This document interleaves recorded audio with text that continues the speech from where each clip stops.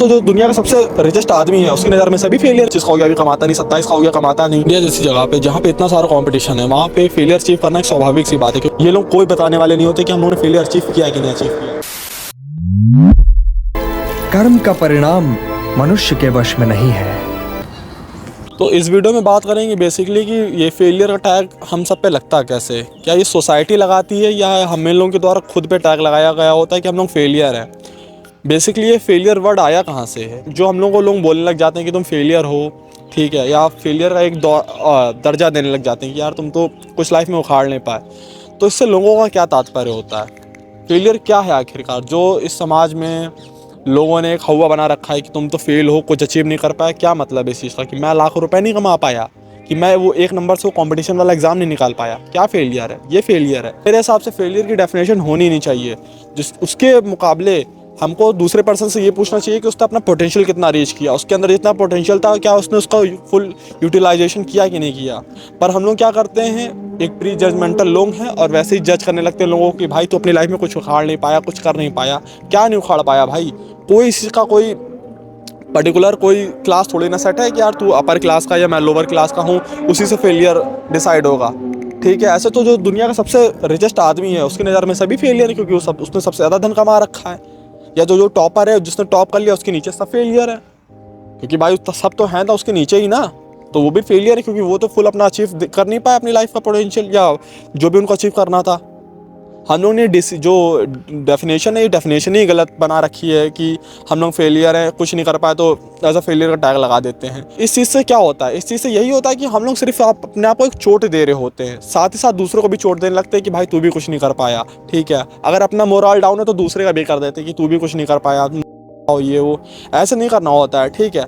हमको खुद के लिए समझना होगा कि हम लोग यार कुछ नहीं कर पाए तो दूसरों को कम से कम एक मौका देते हैं, ठीक है, दोस्तों को प्रोत्साहन करते हैं। पर हम लोग क्या करते हैं, प्रोत्साहन की जगह बस दूसरों को टैग दिए फिरते हैं कि भाई तू फेलियर है, ये है वो है, भाई तू 25 का हो गया अभी कमाता नहीं, 27 का हो गया कमाता नहीं। ये सब चीज़ें क्या, ये तरीके की एक चोचलें जो हम लोग ने एक दूसरे को दे रखा है ताकि एक दूसरे को डिफेम कर सके। यदि तुम विजय चाहो भी तो यह आवश्यक नहीं कि विजय तुम्हारी ही हो जाए, तुम्हारी पराजय भी हो सकती है।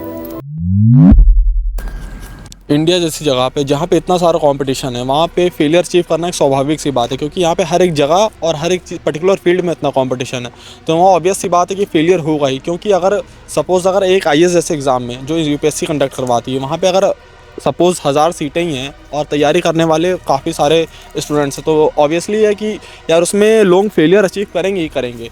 बट उसके बिहाफ पे जो नहीं पास कर पाए उस एग्ज़ाम को, उसको हम लोग उन लोगों को फेलियर करने लग जाए तो ये तो उनके साथ ही नाइंसाफ़ी हो गया। तो इसमें सिस्टम का फिर दोष देना पड़ेगा हम लोगों को कि यार सिस्टम ही सही नहीं है, ठीक। बेसिकली फेलियर जैसी कोई चीज़ एग्जिस्ट नहीं करनी चाहिए, उसके मुकाबले ये होना चाहिए कि आपने यार उस चीज़ से कितनी लर्निंग्स ली, ठीक है, आपने उस चीज़ से सीखा क्या।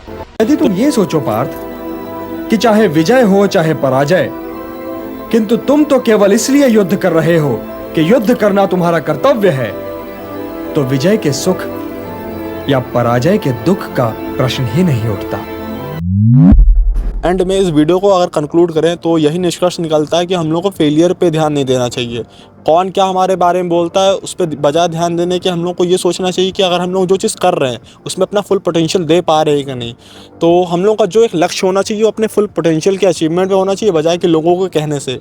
ये लोग कभी भी हम लोग का जो बाउंड्री नहीं सेट करते कि हम लोग फेलियर है कि नहीं, ठीक है। ये लोग कोई बताने वाले नहीं होते कि हम लोगों ने फेलियर अचीव किया है कि नहीं अचीव किया है। लोग सिर्फ और सिर्फ क्या कर सकते हैं, लोग सिर्फ और सिर्फ हम लोग को दूर से बैठे जज कर सकते हैं। तो इन लोगों की जजमेंट पे हम लोग को नहीं आना है। और जो न विजय से सुखी हो और न पराजय से दुखी, वही स्थित प्रज्ञ है। इसलिए हे पार्थ, कर्म के प्रतिफल की चेष्टा न करो, तुम तो केवल वही करो जो तुम्हारे वश में है, अर्थात अपने धर्म का पालन करो। यही कर्मयोग है पार्थ, यही कर्मयोग है। इन द एंड मैं यही बोलना चाहूँगा कि खुद के सेटिस्फैक्शन के लिए वर्क करें बजाय लोगों के, ठीक है। आप कभी भी लोगों को खुश नहीं कर पाएंगे। न माम कर्माणि लिम्पन्ति न मे कर्म फले स्पृहा इति माम यो भी जानाति कर्म भी न सबध्यते।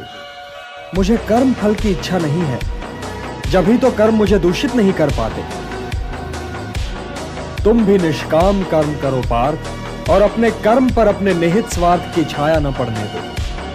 हे भारत, जो कर्म फल की इच्छा से मुक्त है वही ज्ञानी है, वही बुद्धिमान है और वही कर्मयोगी है। उसका जीवन तो स्वयं ही समाज के लिए कल्याणकारी हो जाता है।